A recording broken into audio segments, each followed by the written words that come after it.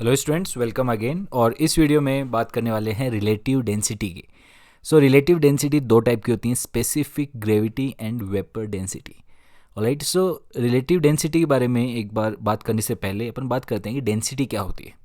जैसे आपने देखा होगा कि जो डेंसिटी होती है उसको डी या रो से डिनोट करते हैं। उसका फॉर्मूला होता है मास डिवाइडेड बाई वॉल्यूम। ये एक एब्सोल्यूट डेंसिटी है। ऑलराइट, रिलेटिव डेंसिटी कब यूज़ करते हैं? जब किसी भी सब्सटेंस की डेंसिटी किसी दूसरे सब्सटेंस के रिलेशन में डिफाइन की जाए, उसको अपन रिलेटिव डेंसिटी बोलते हैं। और ये दो टाइप की होती हैं, ये specific gravity and vapour density. Alright, जैसे लेट्स सपोज अपने पास कोई एक पर्टिकुलर सब्सटेंस है और इस सब्सटेंस का मास m है और इस सब्सटेंस ने जो वॉल्यूम ऑक्यूपाई की है वो वॉल्यूम v है। ऑलराइट, तो इस सब्सटेंस की डेंसिटी हो जाएगी m/v। और ये जो m/v होगी ये इसकी एब्सोल्यूट डेंसिटी होगी। और डेंसिटी का मतलब क्या होता है? जिस भी सब्सटेंस की डेंसिटी के बारे में बात करते हैं, उस सब्सटेंस का मास कितना होगा उसकी यूनिट वॉल्यूम में। फॉर एग्जांपल, जो वाटर होता है H2O, वाटर की जो डेंसिटी होती है वो होती है 1 ग्राम पर ml। इसका मतलब क्या है? अगर वाटर की वॉल्यूम 1 ml होगी तो उस वाटर का मास होगा 1 ग्राम। अगर वाटर का जो वॉल्यूम 2 ml हुआ तो उस वाटर का मास होगा 2 ग्राम। डेंसिटी अपने को क्या बताती है? किसी भी सब्सटेंस का मास उसकी यूनिट वॉल्यूम में कितना होगा, ये अपने को डेंसिटी बताती है। अब रिलेटिव डेंसिटी अपने को क्या बताएगी? रिलेटिव डेंसिटी किसी भी सब्सटेंस की डेंसिटी किसी एक दूसरे पर्टिकुलर सब्सटेंस के रिलेशन में कितनी है, ये अपने को बताएगी। ऑलराइट, जो स्पेसिफिक ग्रेविटी है उसको अपन वाटर यानी H2O के रेस्पेक्ट में डिफाइन करते हैं। जो स्पेसिफिक ग्रेविटी होती है उसको अपन H2O के रेस्पेक्ट में डिफाइन करते हैं। और जो वेपर डेंसिटी होती है वो हाइड्रोजन गैस के रेस्पेक्ट में डिफाइन होती है। ऑलराइट, स्पेसिफिक ग्रेविटी का अपने पास सबसे पहले इसका डेफिनेशन है। स्पेसिफिक ग्रेविटी डेफिनेशन है density of a substance with respect to water. और वेपर डेंसिटी की डेफिनेशन है density of a gas with respect to hydrogen gas. देखिए, एक इंपॉर्टेंट पॉइंट यहाँ पे नोटिस करना है कि जो स्पेसिफिक ग्रेविटी है वो सॉलिड के लिए डिफाइन हो सकती है, लिक्विड एंड गैसेस के लिए भी डिफाइन हो सकती है। यहाँ पे कोई कंडीशन नहीं है। और जो वेपर डेंसिटी है वो सिर्फ और सिर्फ किसके लिए होगी? गैसेस के लिए होगी। ऑलराइट, ये आपको ध्यान में रखना होगा। सबसे पहले स्पेसिफिक ग्रेविटी के फॉर्मूले की बात करते हैं। स्पेसिफिक ग्रेविटी को मैं SG से डिनोट कर देता हूँ। ये होगी कोई भी सब्सटेंस की डेंसिटी। डेंसिटी को अगर आप रो से डिनोट करते हैं, density of a substance divided by density of water. Alright, let's suppose अपने को कैलकुलेट करना है मर्क्यूरी की स्पेसिफिक ग्रेविटी क्या होगी।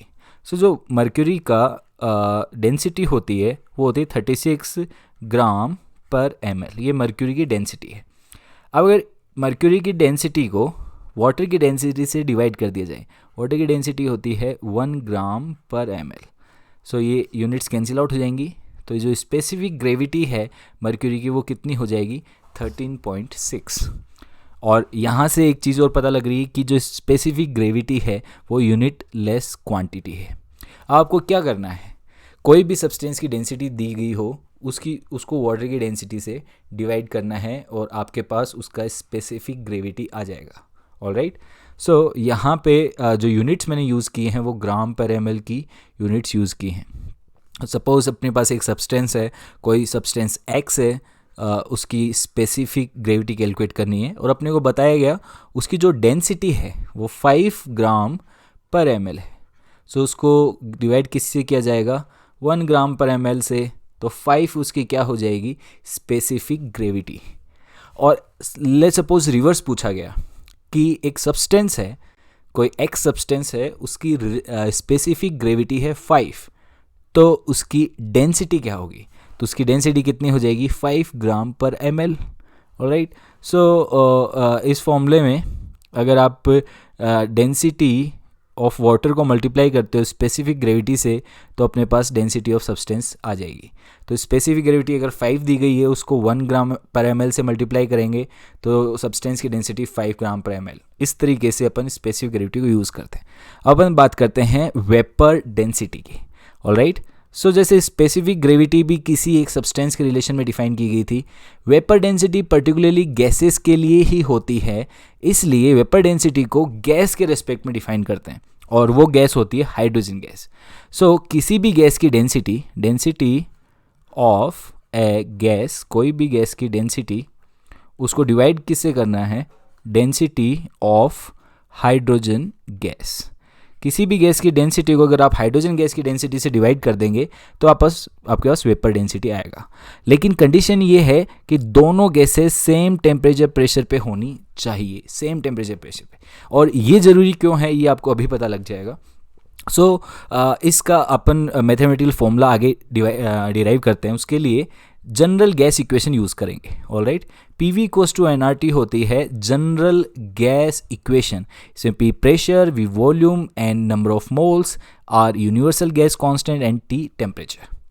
अब ये जो फॉर्मूला है PV इक्वल्स टू nRT, इसको मैं कुछ इस तरीके से एक्सप्रेस कर सकता हूँ। देखिए मैंने क्या किया, जो नंबर ऑफ मोल्स थे उसको मैंने लिख दिया mass divided by molar mass.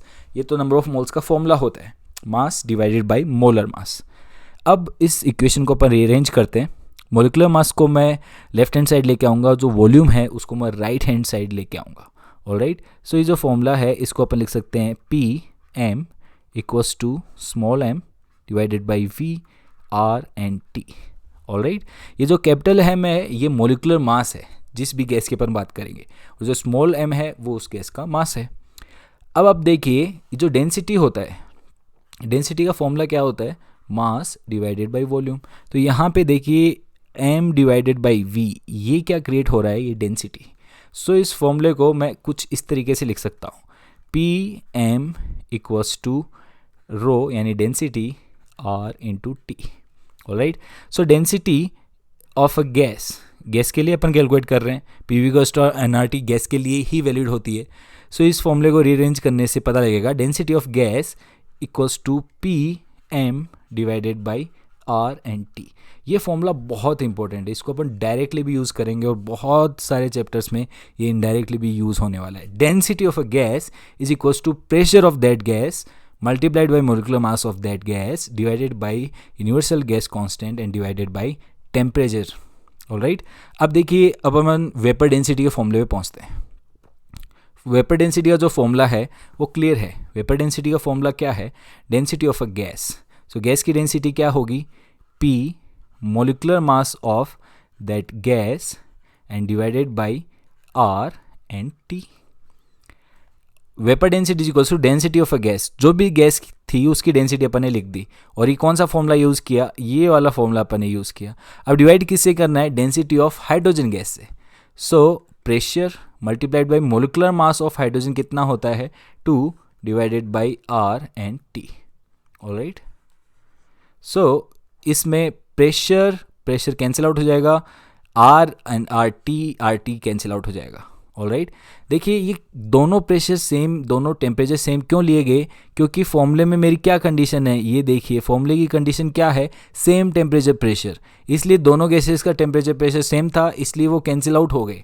अब ये फॉर्मूला आगे रिड्यूस होके क्या बन जाएगा अपना, vapour density equals to P cancel out हो गया तो molecular mass of gas divided by सब कुछ कैंसिल आउट हो गया, क्या बचा नीचे 2, और ये 2 कहाँ से आया था, ये मोलिकुलर मास था हाइड्रोजन गैस का।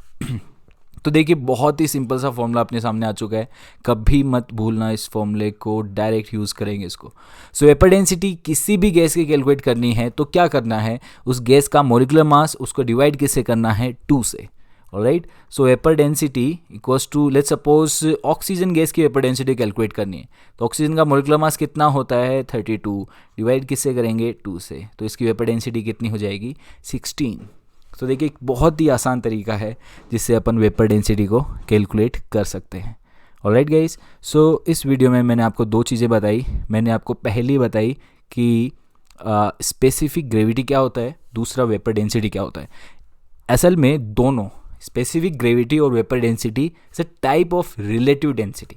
इनको रिलेटिव डेंसिटी क्यों बोला गया है? क्योंकि ये डेंसिटी किसी एक पर्टिकुलर सब्सटेंस के रेस्पेक्ट में डिफाइन की जाती है। ऑलराइट, जैसे स्पेसिफिक ग्रेविटी का जो फॉर्मूला है उसमें लिखा हुआ है density of substance divided by density of water. तो यहाँ पे डेंसिटी सब्सटेंस की वाटर के रेस्पेक्ट में डिफाइन की गई है। मतलब ये है कि जो सब्सटेंस की अपन बात कर रहे हैं वो वाटर के रेस्पेक्ट में कितना डेंस है। तो जैसे अपन ने यहाँ पे कैलकुलेट किया था कि जो मर्क्यूरी है Hg, उसकी स्पेसिफिक ग्रेविटी है 13.6। इसका मतलब अपन ये बोल सकते हैं कि मर्क्यूरी वाटर के रेस्पेक्ट में 13.6 टाइम्स ज़्यादा डेंसर है। ऑलराइट, इसीलिए ये स्पेसिफिक ग्रेविटी को कैलकुलेट किया जाता है ताकि वाटर के रेस्पेक्ट में अपन डिफाइन करके आसानी से बता पाएँ। दूसरा अपन ने बात किया था वेपर डेंसिटी का, और वेपर डेंसिटी को किसके रेस्पेक्ट में अपन डिफाइन किए थे? वेपर डेंसिटी को किसके रेस्पेक्ट में? हाइड्रोजन के रेस्पेक्ट में डिफाइन किए थे। तो वेपर डेंसिटी क्या है? किसी भी गैस का मोलिकुलर मास लीजिए और उसको डिवाइड कीजिए किससे? 2 से। ये 2 कहाँ से आया था? हाइड्रोजन गैस की वजह से। So let's suppose nitrogen gas का वेपर डेंसिटी कैलकुलेट करना है। तो अगर नाइट्रोजन गैस का वेपर डेंसिटी कैलकुलेट करना चाहते हो तो नाइट्रोजन गैस का मोलिकुलर मास 28 होता है, 2 से डिवाइड करो तो उसकी वेपर डेंसिटी कितनी हो जाएगी? 14। सो इस तरीके से वेपर डेंसिटी के बारे में अपने को पता लग गया। अब जैसे यहाँ से एक बहुत ही ब्यूटीफुल सा एक फॉर्मूला है, जैसे अपन ने वेपर डेंसिटी को डिफाइन किया कि molecular mass of gas divided by 2। अब सपोज करिए कोई गैस X है। ऑलराइट, आपको बोला गया है कि वो जो गैस X है उसकी जो वेपर डेंसिटी है, X गैस की वेपर डेंसिटी है 14। ऑलराइट, बताइए कि वो गैस कौन सी है? सो ये वाला फॉर्मूला अपन यूज़ करेंगे। इसमें वेपर डेंसिटी रखी 14 और 2 से मल्टीप्लाई किया तो मोलिकुलर मास ऑफ गैस कितना आया? 28। और 28 मोलिकुलर मास किसका होता है? नाइट्रोजन गैस का। तो हो सकता है कि वो गैस क्या हो? नाइट्रोजन। तो इस तरीके से इन फॉर्मूले पे, बहुत सिंपल फॉर्मूले हैं दोनों फॉर्मूले पे एग्जाम में क्वेश्चंस आ सकते हैं। आई होप आपको ये टॉपिक बहुत अच्छे से समझ में आ गया होगा।